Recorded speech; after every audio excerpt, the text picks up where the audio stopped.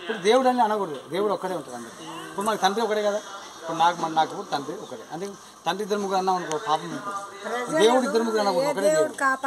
అయితే దేవుడు కాపాడే కాదమ్మా, మనందరికీ జీవాన్ని ఇచ్చాడు, ఊపిరిని ఇచ్చాడు, ఆయుష్కాన్ని ఇచ్చాడు, పిల్లలు, కుటుంబాలు, మనవళ్ళు, మనవరాలు ఇంత సంతానంతో జీవిస్తున్నామంటే, ఇంత హాయిగా చెట్టు కిందకు వచ్చినామంటే దేవుని కృపాది. దేవుని కృప లేకపోతే నువ్వు ఒక క్షణం ఉండలే భూమి మీద. తీసుకుపోతారు ఎక్కడికి? ఊరి బయటకి. అయిపోయింది, ఇంకా పెట్టుకోరు. ఎంత ప్రేమించిన వాళ్ళైనా సరే మనల్ని పెట్టుకోరు. ఎందుకు పెట్టుకోరు? చచ్చిపోయింది శవం అంటారు. తీసుకుపోయి ఊరి బయట పెడతారు. కానీ మనల్ని ప్రేమించిన దేవుడు మన కోసం నిలబెట్టాలని తెచ్చాడు.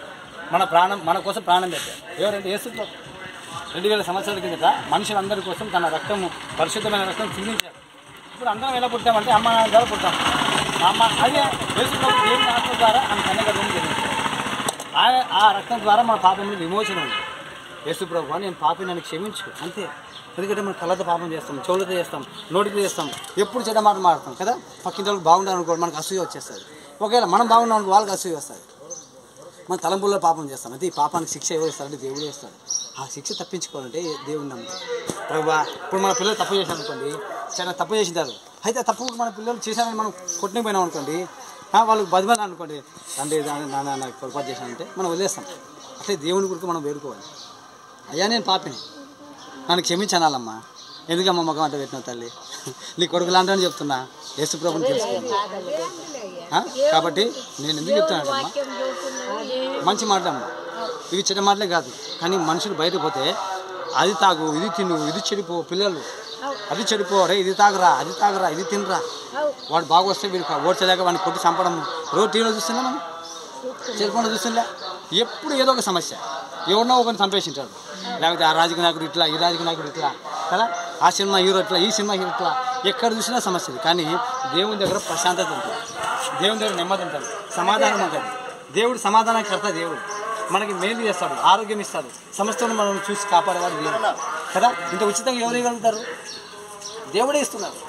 నీళ్ళు మనం కొంటున్నామా? గాలిని కొంటున్నామా? కొనడంలే. రాత్రిని ఇస్తున్నాడు. రాత్రి హాయిగా రాత్రి అయితే పండుకుంటాం కదా, పగులైతే పని చేసుకోమన్నాడు, తర్వాత జీవించమన్నాడు. అయితే కుటుంబాలతో మీ కుటుంబాలు, మనవళ్ళు, మనవరాలు మీరు బాగుండాలంటే దేవుని యొక్క కృపనే. లేకపోతే దేవుని కృప లేకపోతే ఒక క్షణం భూమి మీద ఉన్నాడు మానవుడు ఉంటాడా? తీసుకుపోతారు. ఒక భార్య రాత్రి అంతా ఏడుస్తుందంట. అయ్యా అమ్మ ఒక మాట చెప్తారు. ఒక ఆమె ఏడుస్తుంది. ఎందుకు ఏడుస్తుందంటే నా భర్త చనిపోయినాడు.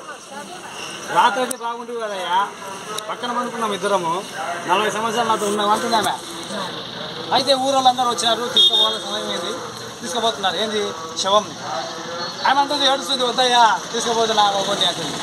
అక్కడ ఉన్న వాళ్ళు ఏమన్నారంట, సరే అమ్మ వారం పెట్టుకున్నారంట. పోయమ్మ ఈ శవాన్ని వారం ఎందుకు పెట్టుకోవాలి, నేనే పెట్టుకోవాలా, తీసుకుపోండి అంటున్నాను. చూడు ఎంత ప్రేమించినా కానీ వెళ్ళిపోవాల్సిందే.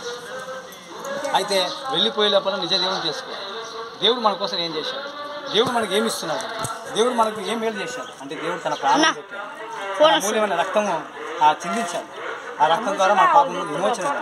ఈ భూమి మీద చేసిన ప్రతి పాపానికి శిక్ష ఉంది. శిక్షను తప్పించి దేవుడికి పరలోక రాజ్యం ఇస్తాడు. ఏమ్మా అవ్వా నేను పాపిని, నన్ను క్షమించాను ఒక మాట చాలు, మీ పాపం క్షమించవచ్చు.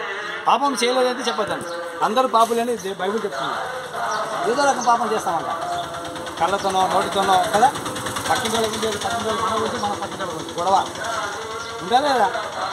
వాళ్ళ పంట బాగా పండిందంటే మన పంట పండదంటే ఇదేంటరా మా పంట పండలే, ఇట్లా అలాంటి అసూయలన్నీ అవన్నీ మానవుడు కలిగి ఈ హృదయంలో దేవుడిని ప్రార్థన చేస్తే దేవుడు ఒప్పుకోడు. మన ఇల్లు ఉంది, ఇల్లు శుభ్రం చేసుకుంటామా లేదా? ఉదయకాలం వేస్తే నువ్వు కడుక్కుంటావు. ఎందుకు? చెత్త ఉంది, బయటికి రావాలా, చెత్త బయటికి పోవాలా. చెత్త బయటికి పోవాలంటే నువ్వు శుభ్రం చేయాలా. అయితే నీ హృదయంలో ఉన్నటువంటి, మన హృదయంలో ఉన్నటువంటి చెత్త పోవాలంటే మనం దాన్ని శుభ్రం చేసుకోవాలి. ఎలా చేసుకోవాలంటే యేసుప్రభు రక్తం చేత శుభ్రం చేసుకోవాలి. ప్రభువా నేను పాపిని, నన్ను క్షమించు. ఒక మాట నీ పాపంలో క్షమించి పరలోక రాజ్యం ఇస్తా అంటున్నాడు దేవుడు. ఫ్రీ ఉచితంగా పరలోక రాజ్యం ఇస్తా అంటాడమ్మా. ఆ రాజ్యానికి డబ్బులు కట్టాల్సిన అవసరం లే. ఇప్పుడు మనం వేలూరుకు పోవాలని ఏం చేయాలా? డబ్బు కట్టాలి. కానీ పరలోక రాజ్యం పోవాలంటే ఫ్రీ. యేసు ప్రభుని తెలుసుకుంటే చాలు. నువ్వు మనుషుల కోసం చనిపోయావా? మరి ఇంతమంది నా కోసం ఉన్నారు, ఎవరు చచ్చిపోలే నా కోసం? నా భర్త చనిపోలే, నా కుమారుడు చనిపోలే, నా కూతురు చనిపోలే, నా కోసం ఎవరు ప్రాణం పెట్టలే, నా కోసం పరలోక రాజ్యం తీసుకోండి. కాబట్టి యేసు ప్రభుని ఒక చిన్న హృదయంలో అనుకోని నేను పాపిని అనుకోండి, క్షమిస్తాడమ్మా. నీ